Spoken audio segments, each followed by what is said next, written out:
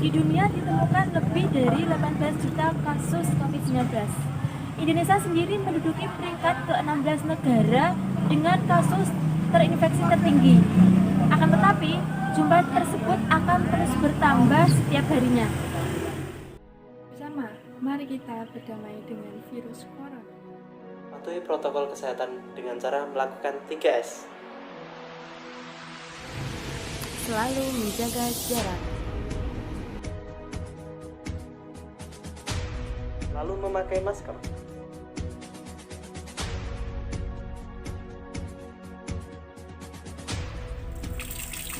Selalu cuci tangan setelah melakukan aktivitas. Assalamualaikum warahmatullahi wabarakatuh. Waalaikumsalam warahmatullahi wabarakatuh.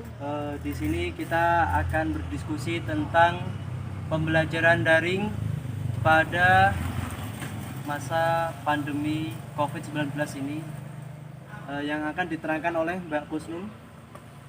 Monggo. Pembelajaran daring di masa pandemi COVID-19. Di sini ada hakikat pembelajaran.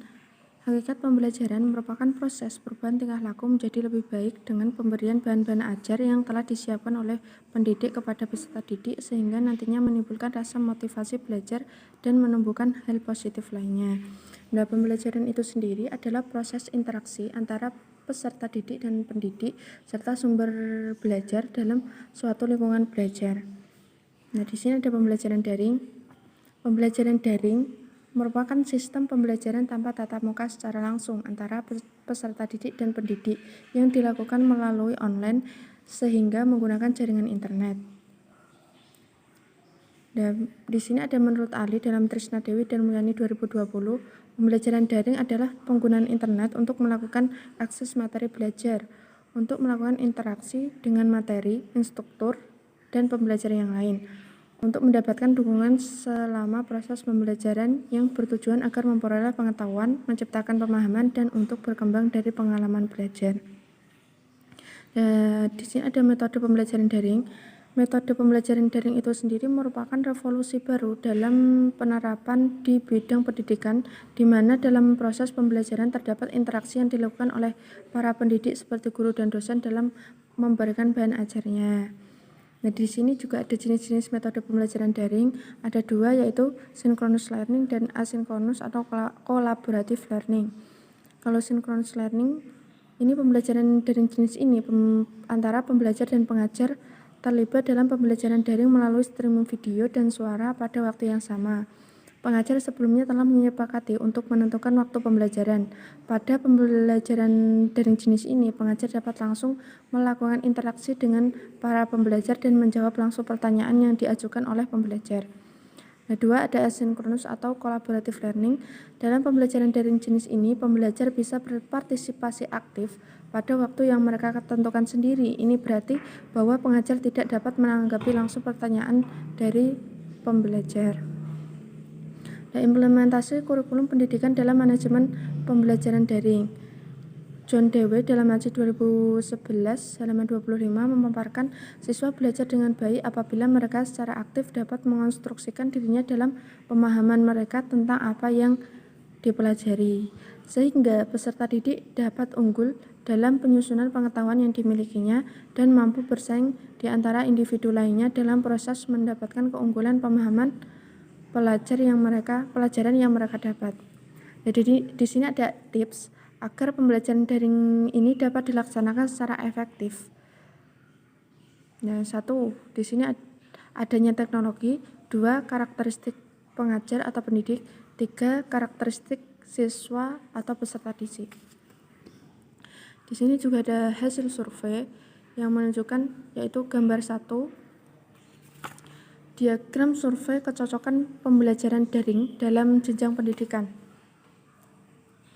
Yang warna biru untuk SMP, warna merah SMA SMK, warna oranye perguruan tinggi.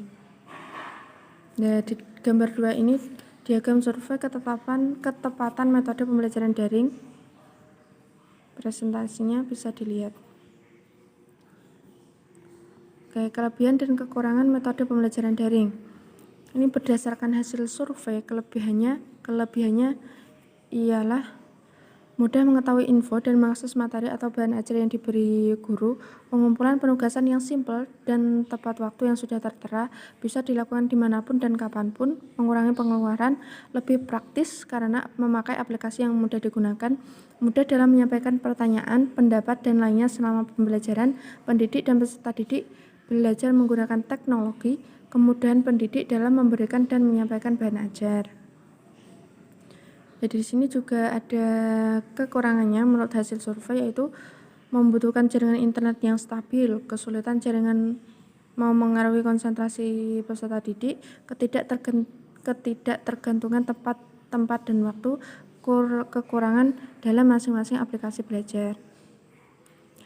Di sini juga ada dampak positif dan dampak negatif metode pembelajaran daring, yaitu dampak positifnya meminimalisir dan mengurangi laju penyebaran penyakit COVID-19, menumbuhkan kemandirian belajar untuk siswa ataupun mahasiswa, metode pembelajaran lebih variatif dan waktu yang fleksibel, mengenal teknologi atau platform pembelajaran daring, penjelasan dosen atau guru bisa direkam sehingga bisa diulang lagi nanti, pelajar bisa mengembangkan bakatnya karena jam yang fleksibel, lebih sering berkumpul dengan keluarga atau quality time. Nah, ini yang nomor 2, ada dampak negatifnya berdasarkan survei, yaitu kurangnya pemahaman materi yang disampaikan guru atau dosen, kurang fokus, pelajar merasa lelah secara fisik, penggunaan kuota yang boros, kurang semangat dalam belajar. Di sini ada banyak sekali ya kekurangannya menurut survei. Nah, di sini juga ada hambatan beserta tantangan dalam metode pembelajaran daring, yaitu tidak semua siswa dapat memahami materi yang disampaikan melalui media daring. Siswa ditantang untuk bisa memahami materi secara mandiri, adanya keterbatasan kemampuan guru dalam penggunaan teknologi, siswa kurang aktif dalam kelas karena jenuh dan tidak tertarik dalam pembelajaran, adanya siswa yang belum memiliki media komunikasi atau kurang mendukung, adanya siswa yang terbatas dalam jaringan atau koneksi internet, orang tua siswa yang merasa sulit dengan sistem daring ini. Di sini juga ada solusi untuk metode pembelajaran daring, yaitu adanya bantuan subsidi berupa kuota belajar, perbaikan jaringan internet di wilayah yang jaringannya kurang memadai, mengurangi penugasan yang diberikan oleh guru atau dosen yang lebih interaktif, melakukan penjelasan materi di awal pembelajaran dan diakhiri penugasan game-based learning. Pendidik harus tetap mengawasi para peserta didik dengan berbagai macam cara. Terus manajemen waktu juga. Mungkin itu yang dapat saya sampaikan. Terima kasih kepada Mbak Husnul yang telah menerangkan sedikit tentang pembelajaran daring. Oke, siapa yang mau bertanya? Saya mau tanya dulu ya, bagaimana sistem pembelajaran PAI di masa pandemi seperti ini? Pembelajaran yang lebih efektif digunakan di saat bermarak-maraknya COVID-19 ini. Oke, Mbak Titi bertanya, bagaimana cara kita untuk pembelajaran daring yang efektif pada masa pandemi seperti ini? Kalau menurut saya ya, pembelajaran yang paling efektif yaitu pembelajaran yang menggunakan sistem daring. Karena apa? Karena kita kan berada di pandemi ini ya, pandemi COVID ini ya. Nah, dalam pandemi ini kita itu diharuskan untuk mematuhi protokol. Nah, salah satunya itu menjaga jarak. Tetapi di satu sisi kita itu tidak bisa meniadakan pembelajaran. Nah, pembelajaran itu harus terus berlangsung walaupun adanya jaga jarak atau tidak boleh berkumpul itu tadi. Nah, kita harus gimana? Kan kita nggak bisa bertatap muka langsung. Kalau kita kan ini, nah, metode daring ini mengajarkan kita untuk terbuka pada teknologi. Nanti pembelajaran daring ini bisa melalui WA, Google Classroom, dan lain-lain. Nah, bagaimana kalau di daerah pelosok? Kan di daerah pelosok biasanya kan jaringannya itu susah ya. Kita harus Zoom, WA, kan harus memakai jaringan internet. Nah, itu gimana solusinya? Ya, ini di sini yang setahu saya itu yang ada di PPT, ini jenis-jenis metode pembelajaran daring itu ada 2. collaborative learning. Kalau synchronous learning itu antara pembelajar dan pengajar itu melakukan video secara bersamaan.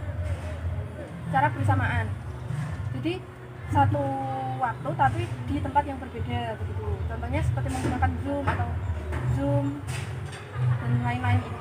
Atau bisa menggunakan video call contohnya yang langsung.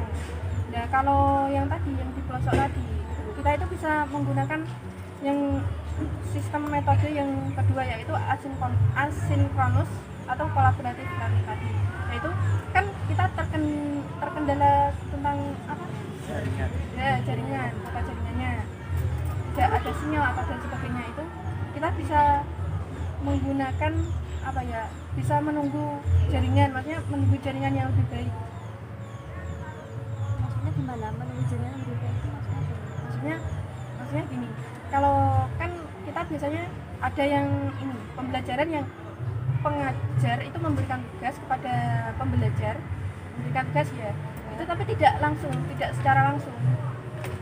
Jadi yang tugas dari pengajar tadi, pembelajar menerima dan membuat video contohnya ya, lalu mengirimkan hasil tugas dari pengajar itu. Karena kalau terkendala tentang jaringan itu susah ya, tapi tetap harus adanya pembelajaran itu tetap harus ada. Tapi kalau kita menunggu jaringan yang jaringan yang baik, kan kita akan terlambat mengumpulkan tugas tadi itu, kan kurang efektif. Ya nggak apa-apa. Yang lebih tidak efektif lagi kalau kita nggak ada jaringan terus tidak ada pembelajaran, itu malah tidak efektif.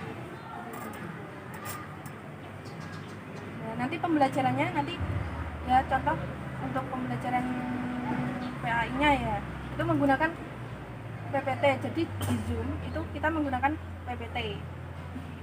Ya, PPT itu kita buat semenarik mungkin agar peserta didik itu merasa termotivasi untuk belajar, untuk bersemangat untuk mengikuti pembelajaran begitu.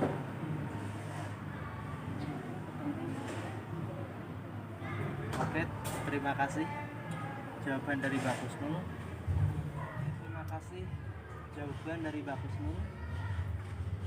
Apakah Mbak Titi sudah paham dengan jawaban yang dikasih oleh Mbak Husnul?